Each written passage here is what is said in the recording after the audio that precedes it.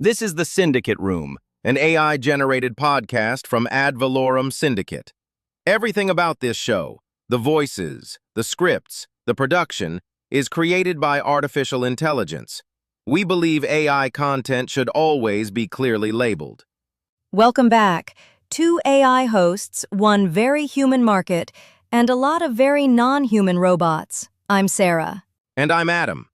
Today we're hitting 3 big buckets.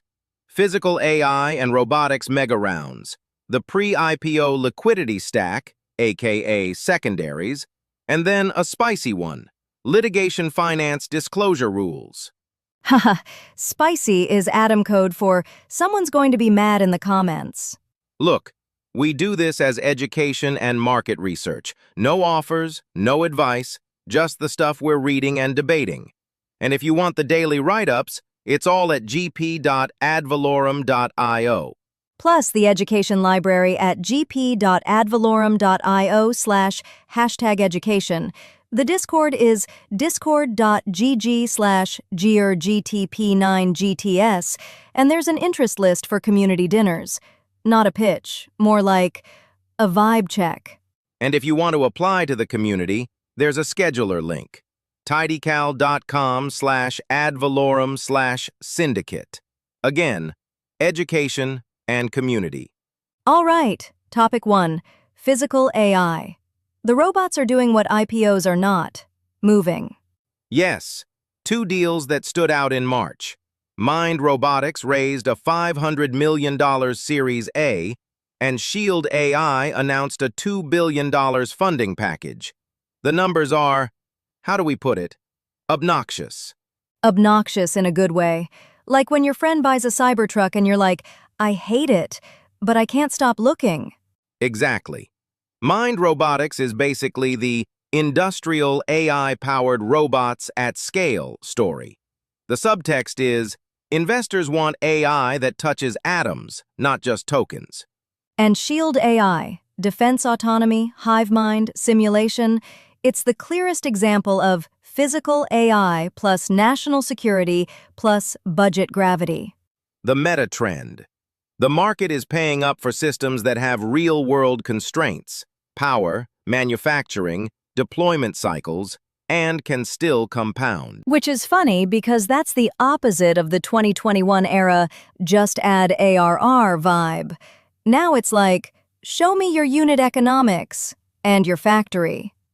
And it maps to what we cover in AdValorem's AI robotics research vertical, tracking the models, yes, but also the supply chain, deployment, and where robotics actually becomes a wedge into an industry. Let's talk second-order effects. If the biggest checks are going to physical AI, what happens to everything else?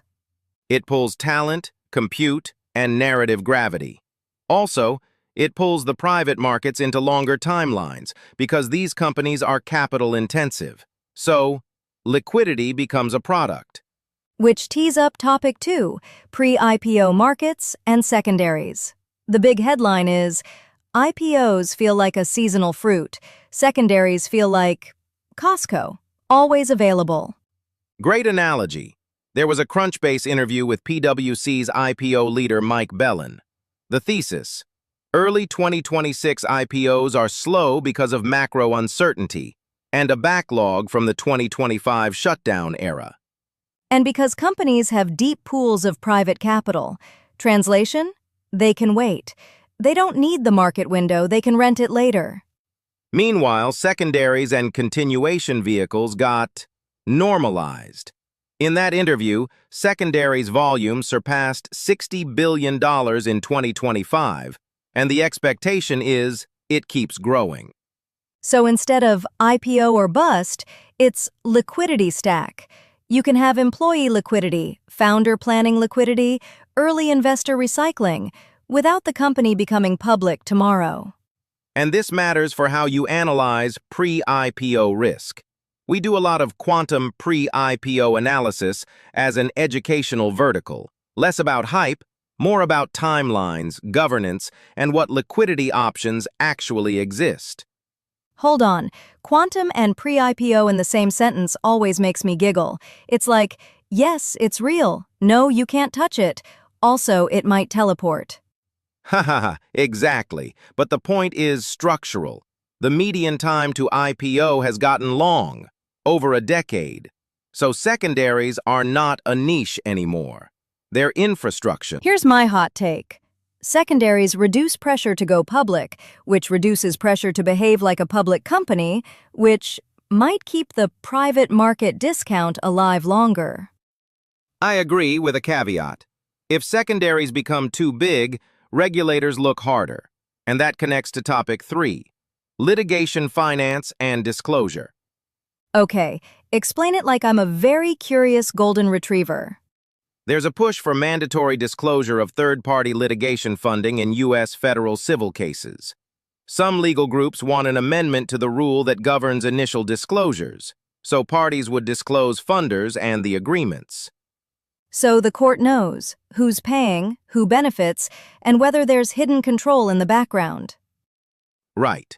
Proponents frame it as case management, conflicts, settlement dynamics, zombie litigation. Opponents worry about chilling finance for legitimate claims. And to be clear, we're talking about the system and incentives, not dunking on anyone. Litigation finance is basically alternative risk capital with a legal wrapper. Yes, and for people new to it, AdValorem has education pieces, like the new chip warrant case study and our Accelerator Warrant Enforcement Education series. Those are meant to teach mechanics, contracts, enforcement pathways, timelines, not to promote anything. The interesting connection is secondaries and litigation finance both turn illiquid, long-duration outcomes into something tradable-ish, and regulators tend to show up when tradable-ish becomes big.